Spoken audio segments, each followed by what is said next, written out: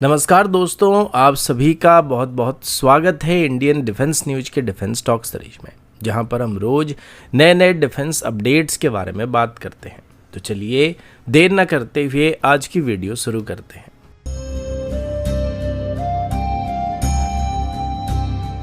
आज की पहली अपडेट इंडियन एयरफोर्स की मल्टी रोल कॉम्बैट एयरक्राफ्ट और इसमें एक्वायर किए जाने वाले रफाल फाइटर जेट को लेकर है और अभी इसको लेके काफ़ी बवाल होने वाला है। फिलहाल उसके बारे में हम बाद में बात करेंगे, लेकिन अभी जो रफाल डील होने वाली है उसके बारे में पहले बात करते हैं। दोस्तों, पिछले कुछ हफ्तों से जो चर्चा चल रही थी उस पर अभी एक बड़ी कंफर्मेशन सामने आई है।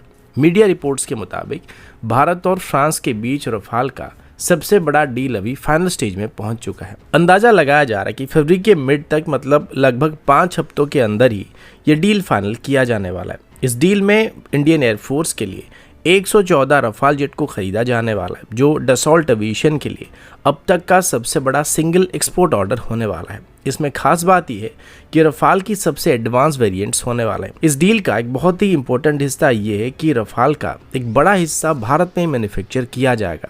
रिपोर्ट्स के मुताबिक पहले फेज में 90 रफाल को खरीदने के लिए ऑर्डर को प्लेस किया जाएगा, जो कि रफाल की F4 वेरिएंट्स होने वाले हैं। इसी के साथ ही अभी जो इंडियन एयरफोर्स के पास रफाल F3R स्टैंडर्ड में मौजूद हैं, उनको भी पैरेलल में F4 स्टैंडर्ड में अपग्रेड किया जाएगा। अब यहाँ पर कहानी खत्म नहीं होता है। इस कॉन्ट्रैक्ट के सेकेंड फेज में बाकी बचे हुए 24 रफाल को एक्वायर किया जाएगा और ये जो 24 रफाल होने वाले ये F5 वेरिएंट्स होने वाला है।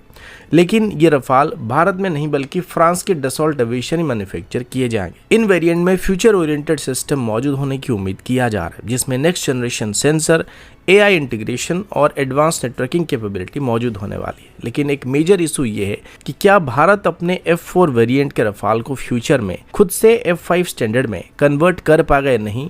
इस पॉइंट पर अभी कोई भी क्लैरिटी नहीं मिल पाए, क्योंकि अभी भारत को डिलीवर किए जाने वाले सभी F5 वेरिएंट को फ्रांस खुद ही मैन्युफैक्चर करने वाला है और इनको भारत में बनाने का परमिशन नहीं दिया जा रहा है। इसके अलावा इस डील में रफाल की यूनिट कॉस्ट $300 मिलियन से भी थोड़ा ज्यादा पड़ने वाला है, जो कि 5th जनरेशन एयरक्राफ्ट से भी लगभग 2 गुना महंगा होने वाला है। साथ ही इस डील में भारत को कोई सोर्स कोड एक्सेस नहीं दिया जा रहा है और बस 30% के आसपास लोकेशन का ऑप्शन दिया जा रहा है, जो कि बिल्कुल भी कन्विंसिंग नहीं लग रहा है, क्योंकि टेबल पर इससे काफी अच्छा ऑफर भारत के पास पहले से ही मौजूद है। अब इस डील की क्या नेगेटिव साइड्स होने वाली है, इस पर हम एक अलग ही वीडियो में बात करने वाले हैं, जिसमें सिर्फ रफाल के नेगेटिव पॉइंट पर हम बात करने वाले हैं। अगला अपडेट इंडियन नेवी के एयरक्राफ्ट कैरियर रोड मैप की तरफ से है। दोस्तों, अभी मिनिस्ट्री ऑफ डिफेंस की तरफ से सेकेंड इंडिजिनस एयरक्राफ्ट कैरियर यानी ISC-2 को फॉर्मल अप्रूवल नहीं दिया गया, लेकिन इसी बीच इंडियन नेवी की तरफ से अपना लॉन्ग टर्म विजन को प्रोजेक्ट कर दिया है। अभी मिली जानकारी के मुताबिक इंडियन नेवी की तरफ से डिफेंस मिनिस्ट्री को ऑफिशियली बात बता दिया गया कि फ्यूचर में सिर्फ 1 या 2 नहीं बल्कि टोटल 4 एयरक्राफ्ट कैरियर की जरूरत पड़ने वाली है, ताकि भारत अपनी कोस्ट लाइन के साथ साथ एक्सटेंडेड मैरीटाइम रीजन में भी पावर प्रोजेक्शन करने में सक्षम होने वाला है। अभी के टाइम पर इंडियन नेवी के पास INS विक्रांत यानी ISC-1 और INS विक्रमादित्य ऑपरेशनल कंडीशन में मौजूद हैं। ये दोनों मिलकर भारत की कैरियर स्ट्राइक कैपेबिलिटी का बैकबोन प्रोवाइड करते हैं। लेकिन यहाँ पर एक प्रैक्टिकल प्रॉब्लम सामने आ रहा है। एयरक्राफ्ट कैरियर का मेंटेनेंस और रिफिट साइकिल बहुत ही लंबा चलता है, जो कि 6 महीने से लेकर 1 साल तक चलता है। इसकी वजह से अक्सर एक कैरियर डॉक में काफ़ी लंबे समय तक रहता है और सिर्फ एक ही फुली मिशन रेडी कंडीशन में रहने वाला है। कभी कभी एक्सट्रीम सिचुएशन में दोनों कैरियर ही लिमिटेड अवेलेबिलिटी में आ सकते हैं, जो स्ट्रेटेजिक लेवल पर रिस्क को क्रिएट कर सकता है। सोर्सेज के मुताबिक नेवी इंटरनली एज्यूम कर रही है कि 2035 के बाद INS विक्रमादित्य को फेज आउट करना पड़ेगा, क्योंकि उसके बाद इसकी लाइफ एक्सटेंशन करना इकोनॉमिकली वेएबल नहीं रहने वाला है। इसी गैप को फील करने के लिए नेवी की तरफ से अभी एक नए और काफ़ी पावरफुल कैरियर को बनाने का प्रपोजल दिया जा रहा है, जिसे टेम्परेली ISC-3 का नाम दिया गया है। ये फ्यूचर कैरियर लगभग 65,000 टन या उससे ज्यादा डिस्प्लेसमेंट का हो सकता है, जो कि INS विक्रांत क्लास से काफी बड़ा होने वाला है। यहाँ बात सिर्फ प्रेस्टीज की नहीं है बल्कि प्योर ऑपरेशन लॉजिक की होने वाले, क्योंकि नेवी का मानना है कि आइडियल सिनेरियो में 2 ISC-1 क्लास और 2 ISC-3 क्लास के कैरियर होना जरूरी होने वाला है। इस सेटअप में हमेशा कम से कम 3 कैरियर अवेलेबल होने वाले हैं, जबकि एक मेंटेनेंस में रह सकता है। इसकी वजह से वेस्टर्न सीबोर्ड, ईस्टर्न सीबोर्ड और हमारी फॉरवर्ड डिप्लॉयड एरिया को तीनों को साइमल्टेनियसली कवर किया जा सकता है। अब 4 कैरियर को ऑपरेट करने की वजह से इसका सीधा इम्पैक्ट हमारी नेवल एविएशन के ऊपर भी पड़ने वाली है। इंडियन नेवी की तरफ से एस्टिमेट किया गया है कि ऐसा करने से हमें आगे चल के 160 से लेकर 170 तक कैरियर कैपेबल एयरक्राफ्ट की जरूरत पड़ने वाली है, जिसमें frontline squadron, training aircraft, reserve और मेंटेनेंस रोटेशन सब कुछ शामिल होने वाला है। ये रिक्वायरमेंट पहले से ऑर्डर किए गए 27 रफाल एम फाइटर जेट से काफी ज्यादा होने वाला है, क्योंकि इनिशियल फेज में अभी INS विक्रांत और INS विक्रमादित्य से ऑपरेट करने वाले हैं। अगला अपडेट ब्रह्मोस NG और Su-30M के एयरक्राफ्ट में इसकी इंटीग्रेशन को लेकर है।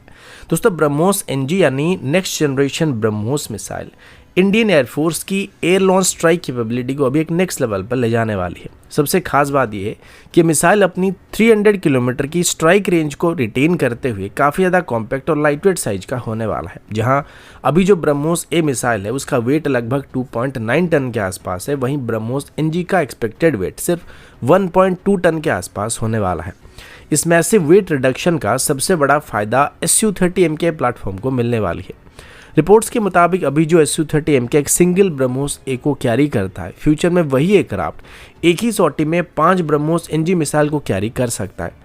दोस्तों, ये सिर्फ नंबर का गेम नहीं है, बल्कि इससे सैल्वो साइज, टारगेट सैचुरेशन और मिशन सर्वाइबिलिटी तीनों में एक साथ एक बड़ा जंप मिलने वाला है। अभी तक ऑफिशियल फाइनल कन्फिगरेशन कंफर्म नहीं किया गया, लेकिन ब्रह्मोस एरोस्पेस के ईयरलियर शोकेस में काफी सारे क्लू जरूर मिले हैं। एक मॉकअप में Su-30MKI को 3 ब्रह्मोस NG मिसाइल के साथ सेटअप किया गया था, जिसमें एक मिसाइल फ्यूजलाज के सेंटर लाइन पर मौजूद था और 2 मिसाइल ऑनबोर्ड विंग स्टेशन पर माउंट किए गए थे। ये अरेंजमेंट खुद से बहुत ही इंपॉर्टेंट है, क्योंकि ये वही हार्ड पॉइंट्स है जो पहले हैवी ब्रह्मोस A के लिए सुइटेबल नहीं माने गए थे। अब सबसे इंटरेस्टिंग बात यह कि अभी जो एडिशनल 2 ब्रह्मोस NG मिसाइल को ऐड करने का प्लान किया जा रहा है, जो कि उन 3 मिसाइल के अलावा 2 और मिसाइल होने वाले हैं, उसके लिए एक पॉसिबिलिटी इंजन नेसल माउंटेड पायलॉन को मॉडिफाई करने का हो सकता है। अभी इन पायलॉन पर KH-31P एंटी रेडिएशन मिसाइल और KH-31A एंटीशिप मिसाइल माउंट किया जा रहा है, जो वेट के मामले में ब्रह्मोस NG के काफी करीब आते हैं। अगर स्ट्रक्चरल रीइंफोर्समेंट किया जाता है तो फ्यूचर में इन पायलॉन्स पर भी ब्रह्मोस NG को कैरी किया जा सकता है, लेकिन अभी ये बात कंफर्म नहीं हुआ है। अगर Su-30MKI एक सॉटी में 5 एयर लॉन्च क्रूज मिसाइल को फायर करने में कैपेबल हो जाता है, तो इसका मतलब साफ है कि इस एयरक्राफ्ट से मल्टीपल हाई वैल्यू लैंड और मैरिटाइम टारगेट को हिट किया जा सकता है। इससे इंडियन एयरफोर्स को कम एयरक्राफ्ट के साथ भी मिशन को अचीव करने का ऑप्शन मिलने वाला है। यानी कि ऑपरेशन सिंदूर के दौरान जब भारत की तरफ से 10 से 12 Su-30MKI को ब्रह्मोस को लॉन्च करने के लिए भेजा गया था, वही मिशन आगे चल के 2 से 3 Su-30MKI से किया जा सकता है, जो कि वॉर टाइम में एक गेम चेंजर साबित होने की उम्मीद किया जा रहा है। अगला अपडेट DRDO के अस्त्र मार्क 2 VVR मिसाइल को लेकर है। दोस्तों, DRDO का अस्त्र मार्क 2 मिसाइल अभी सिर्फ इंडियन एयरफोर्स के लिए नहीं, बल्कि ग्लोबल एक्सपोर्ट मार्केट के लिए भी एक स्ट्रॉन्ग कंटेंडर बनकर सामने आ रहा है। रिपोर्ट्स के मुताबिक अस्त्र मार्क 2 को मिड 2026 तक प्रोडक्शन क्लियरेंस मिलने वाली है। इसके साथ ही अभी इस मिसाइल की एक्सपोर्ट प्रोस्पेक्ट पर भी काफी एक्टिवली काम करना स्टार्ट किया जा चुका है। DRDO के एक सीनियर ऑफिशियल्स के मुताबिक अस्त्र मार्क 2 में अभी से ही फॉरेन एयरफोर्स की तरफ से इंटरेस्ट को दिखाना स्टार्ट किया जा चुका है, खासकर वो कंट्री जो रशियन ऑरिजिन फाइटर जेट को ऑपरेट कर रहे हैं। इस लिस्ट में मेनली Su-30 और MiG-29 के ऑपरेटर शामिल हैं। दोस्तों, इन कंट्रीज के पास अभी जो प्राइमरी VVR मिसाइल है वो R-77 फैमिली के मिसाइल है, और ये मिसाइल अभी धीरे धीरे आउटडेटेड होती जा रही है। अब अस्त्र मार्क 2 की सबसे बड़ी खास बात इसका 200 किलोमीटर के आसपास का रेंज होने वाला है। ये missile specially fighter versus fighter aircraft combat के लिए ऑप्टिमाइज किया गया है। इसका कंपैरिजन अगर रशियन R-37 मिसाइल के साथ किया जाए तो भले ये रेंज के मामले में उससे थोड़ा कम होने वाला है, लेकिन R-73 काफी हैवी और काफी बड़ा मिसाइल है, जो मेनली एवेक्स टैंकर या फिर बॉम्बर जैसे हाई वैल्यू टारगेट को हिट करने के लिए डिजाइन किया गया है। लेकिन day to day air combat में अस्त्र मार्क 2 जैसी लाइटवेट और बैलेंस्ड VVR मिसाइल ज्यादा कॉस्ट इफेक्टिव होने वाले हैं।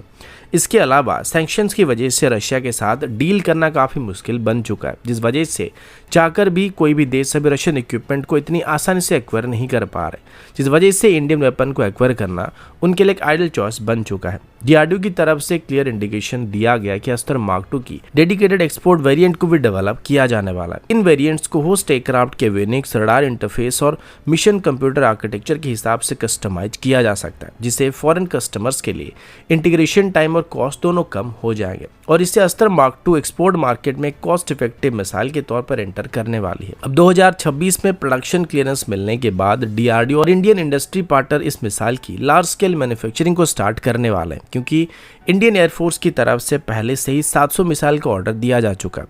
अब बल्क प्रोडक्शन से यूनिट कॉस्ट कम होने वाली और भारत की इमेज और reliable long term missile supplier के रूप में और भी स्ट्रॉन्ग होने वाले, जो कि फ्यूचर में इस मिसाइल की एक्सपोर्ट चांस को इंप्रूव करने वाला है। अगला अपडेट लॉइटरिंग मुनिशन टेक्नोलॉजी के काफ़ी एडवांस और चैलेंजिंग सेगमेंट की तरफ से है। दोस्तों, ट्यूब लॉन्च लॉइटरिंग मुनिशन का वर्ल्ड में 20 से 25 केजी के ऊपर के वेट क्लास में यूएवी बनाना इंजीनियरिंग का सबसे बड़ा टफ चैलेंज में से एक माना जाता है। इस वेट के बाद नॉर्मल स्मॉल ड्रोन डिजाइन काम नहीं करता है, क्योंकि लॉन्च के टाइम जो एक्सट्रीम एग्जिट वेलोसिटी और हाई जी फोर्स जनरेट होता है उसको सर्वाइव करने के लिए एयरफ्रेम, कंट्रोल सरफेस और एवियोनिक्स को कंप्लीटली री इंजीनियर करना पड़ता है। अगर ये चैलेंज क्रैक हो जाता है तो पे ऑफ भी काफ़ी बड़ा होने वाला है।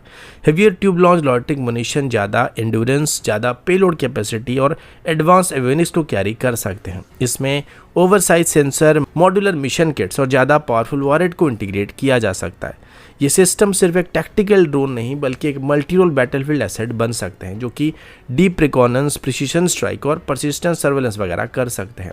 इसी डिमांडिंग सेगमेंट में अभी new space research and technology की तरफ से अपना fully indigenous make in India platform को इंट्रोड्यूस किया गया, जिसका नाम सेसनाक 20 बताया जा रहा है। ये एक heavy class tube launch swarm centric UAV होने वाला, जिसे globally next generation loitering munition के लेवल पर कम्पीट करने के लिए डिज़ाइन किया गया है। सेसनाक 20 को specially high intensity multi domain warfare के लिए डिज़ाइन किया गया, जहां इलेक्ट्रॉनिक वॉरफेयर, जीपीएस डिनायल और कंटेस्टेड एयर स्पेस कॉमन होते हैं। इसका कोर एनआरटी का proprietary Mosaic AI driven autonomy stack होने वाला है। ये सिस्टम मल्टीपल यूएवीज को एक डिसेंट्रलाइज्ड स्वार्म के रूप में ऑपरेट करा सकता है, और इस स्वार्म का सबसे बड़ा एडवांटेज ये ऑपरेट करने के लिए किसी एक सेंट्रल नोड के ऊपर डिपेंड नहीं करता है। सेसनाक 20 स्वार्म में हर एक ड्रोन आपस में डाटा को शेयर करते हैं, टास्क डायनामिकली लोकेट करते हैं और रियल टाइम बैटलफील्ड कंडीशन के हिसाब से अडॉप्ट करते हैं। अगर जीपीएस जैम हो जाए या कम्युनिकेशन डिग्रेड हो जाए तब ये स्वार्म अपना ऑपरेशन कंटिन्यू रख सकता है, जो फ्यूचर वॉरफेयर में क्रिटिकल कैपेबिलिटी होने वाली है। इसके अलावा सेसनाक 20 में मॉड्यूलर पेलोड भी दिए गए हैं, जिनको मिशन के हिसाब से रैपिडली एडजस्ट किया जा सकता है। इसमें इलेक्ट्रो ऑप्टिकल सेंसर या infrared sensor, electronic warfare payload, target designation system, precision strike related payload को भी इंटीग्रेट किया जा सकता है, जो कि मिशन के हिसाब से हम इंटीग्रेट कर सकते हैं। इस वजह से न्यू स्पेस का कहना है कि इसमें एक ही बेस प्लेटफॉर्म को जरूरत पड़ने पर मल्टीपल रोल के लिए इस्तेमाल किया जा सकता है। तो दोस्तों, अभी के लिए इतना ही। मिलता हूं आपसे अगले वीडियो में, तब तक के लिए जय हिंद, वंदे मातरम।